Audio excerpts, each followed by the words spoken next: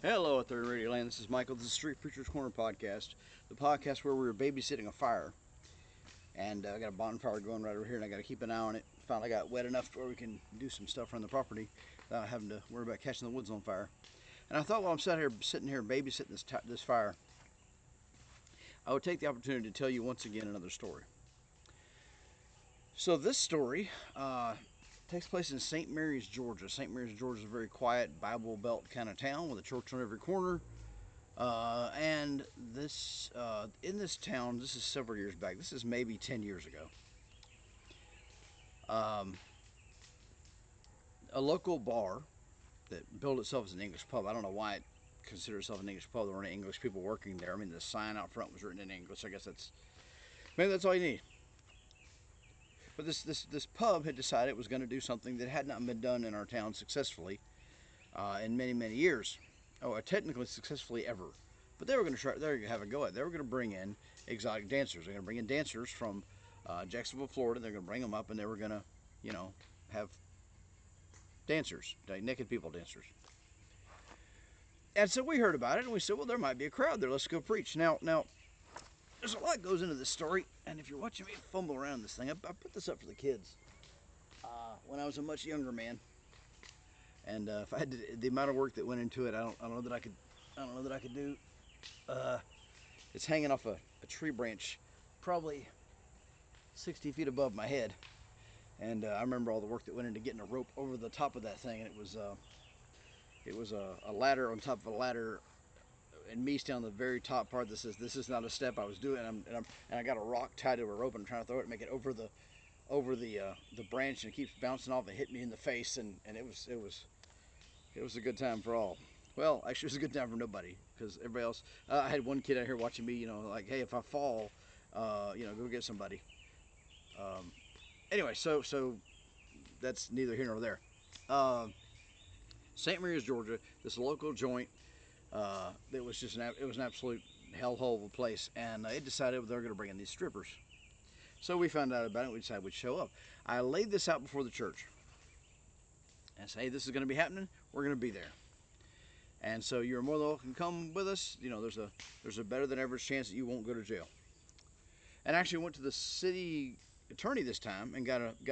This one trip has many stories contained in it, and I'm trying to get somewhere here. So I got a permit from the city attorney. Story by itself. So where this bar was located, it was the perfect spot, man. I'm telling you, it was the perfect spot, because right across the street from this bar was an air conditioning company that had a loading zone set up that basically directly faced the front door of the bar. And so that meant we could stand in that loading zone. I mean, the air conditioning place was closed for the night, but this is a bar. It happened at night, and we were able to stand in the loading zone, and nobody could park there. Like, they could not say we were blocking traffic because nobody could park there. And we could stand in that loading zone, which was the size of a car, and we could preach directly into the bar. The front door of the bar was right. I mean, 2 lanes of traffic on the other side. And I said, man, this is great. No matter how bad the parking gets, they can't park here. So we get there. Well, let me back up a little bit. It started raining that day. And nothing will kill a street beating faster than rain. I know there are guys that preach in the snow, and you're welcome to it, man. But around here, rain's the issue. And just because it's raining now doesn't mean it's going to be raining an hour from now. Just because it rains in the morning doesn't mean it's going to rain in the afternoon. Just because it doesn't rain in the morning doesn't mean it's going to be pouring by 4 o'clock.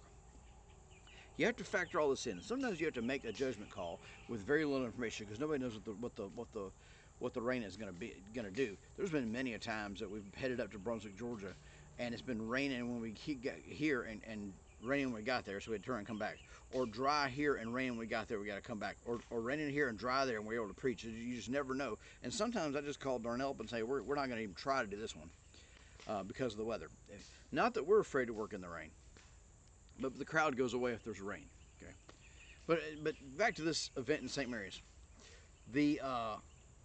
So it was raining all day, and I knew that a lot of people in the church had expressed an interest in going with us. I also knew these people were sort of timid by nature, and let me tell you something: people will people that are afraid, people that are concerned, people that feel like they're sort of doing it out of obligation or pressure or whatever, they'll back out if the weather turns. They won't even call you. They'll just say within themselves, well, it's raining, they're probably not even going, and so they won't show up. And so my concern was that I had a lot of people express interest, but now the weather had turned, and my concern was that nobody was going to show up. So what the plan was, we were going to meet at the church, get all our ducks in a row, see who showed up, and then from there go down to the bar. We wound up, so it wasn't a good crowd. But I went to the Lord that day in prayer, and I said, Lord, I know the rain is going to happen because it's a thing. You got other stuff going on besides us. I said, Lord, but I really would like about two and a half hours of no rain. And so we got to the church and it was raining, and we're sitting around. Everybody's going, "What are we gonna do? What are we gonna do?" Like I don't know what we're gonna do. We're gonna wait and see what God does. And at 6 o'clock, it stopped raining. It's like somebody turned a spigot off. It just stopped raining. Everybody, come on, let's go. Get. So we're getting in the vehicle. We're driving down to St. Mary's, and we get out there, and we set up, and the bouncer comes out. They know we're there. We're preaching. The crowd's the crowd is a tenth of what I thought it was going to be. A tenth of what the owner hoped it was going to be. It was just the crowd wasn't there. They brought the dancers in. We saw them bring them in, and all that stuff. And so it was me and Darnell and my wife and the 4 kids and maybe half a dozen other church folks. It was a pretty good crowd. We that wasn't the only time we were at that bar, but this event, it was pretty good participation. So we get there and we set up and we start preaching, and what happens is pretty remarkable. I've always said, and I'm not the only person who says this. I've said that a good heckler is worth his weight in gold. A good heckler will make people stop and listen to you because they like the tension, they like the drama, they like the back and forth. I'm not the sort of person that hands the heckler a microphone to answer me, because I'm not there for him. I'm not there for the heckler. I'm there for the person on the outside edge of the crowd that's listening. Okay, he's just there, and I'll use him to get the thing accomplished that I came there to do. But I don't feel like I gotta go toe to toe with the heckler and shout him down. Whatever. I don't. But I'm telling you, a good heckler's worth his weight in gold. So these 3 guys came out of the bar, and they said this bar has kind of like a little porch on the front of it. That bar actually is not a bar anymore; it's a antique store now. But anyway, that's neither here nor there. So so these 3 hecklers came out of the bar, and they stood there underneath the porch, and these guys were glorious, man. I couldn't have hired hecklers that did a better job. And they stood up there the whole time, and they had great projection, they had great diaphragm control, they had great voice control, the enunciation was clear. And for about 2.5 hours, they just sat out there and taunted us. And they rotated out. Like, as one of their voices was starting to fail, he turned to the other guy. And it was beautiful. So we're preaching at them. They're yelling at us. Bouncer comes out, tries to bully us, tries to intimidate us. And so, but the rain had stopped, right? And so we're out there doing this thing. So we're preaching at them into the bar, and they're out there responding to us. And as a result, people have come outside the bar and they're all crowded up on the porch, and they're not paying any attention to the dancers that are in there. I mean, the place is like empty inside. And the bouncer comes out and he's all, like I said. And I said, look, dude, you can like us or not like us, and you can hate us and you can want us dead. That doesn't move me at all. I said, but you got to admit, it's kind of interesting that nobody is inside the bar right now. Everybody's out here with us. I said, nobody's buying drinks, nobody's tipping the dancers, nobody's doing all that stuff. So I would say, from your boss's perspective, this has been a flop. And so he wasn't happy to hear that. But so we got ready to, so we're rotating. It was me and Darnell and I think one other guy that was actually preaching. People were holding out signs, people were handing out tracts. So there was a lot going on there that night. And I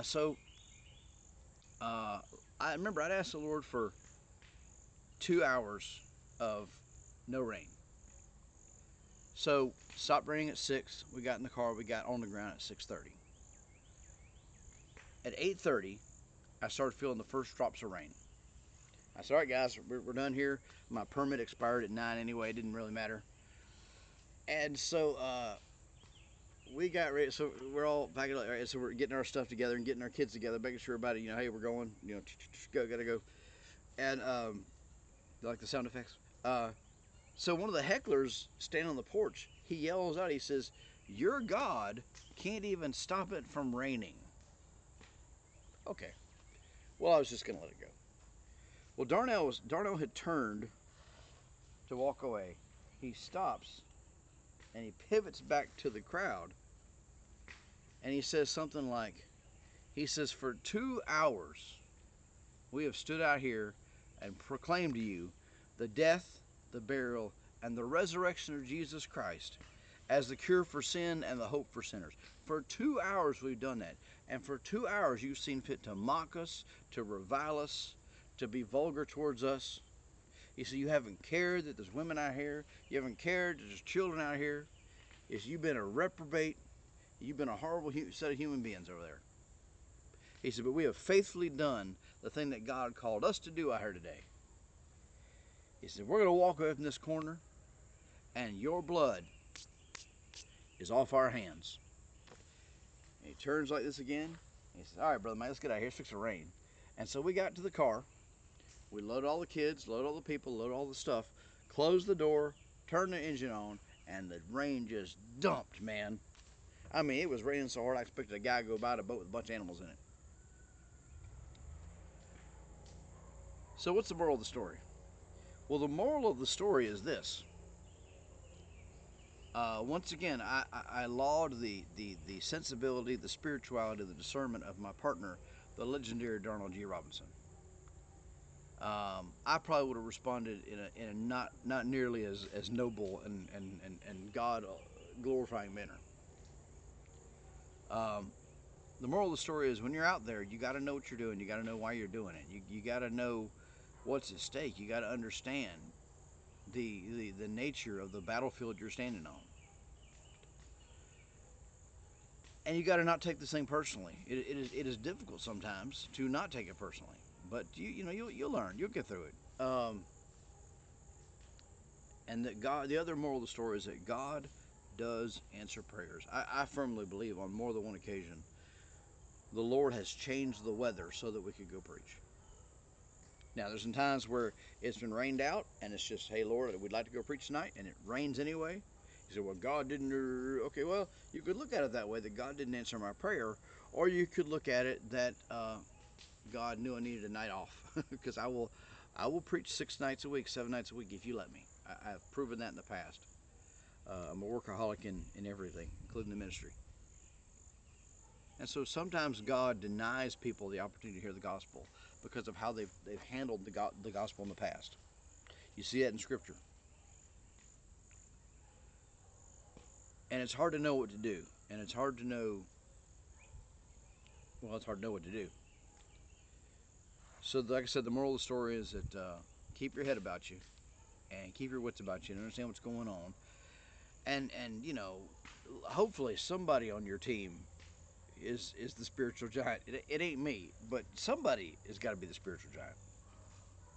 So yeah, the legendary Darnell G. Robinson once again came in the clutch, saved the day, and acted more spiritual than I probably would have had I been in his position. Well, thank you for listening. This has been Michael. This has been the Street Preacher's Corner podcast. Yet another edition of Let Me Tell You a Story. This time brought to you from the tree swing. And thank you for listening, all 5 of you. And I will see you on the other side.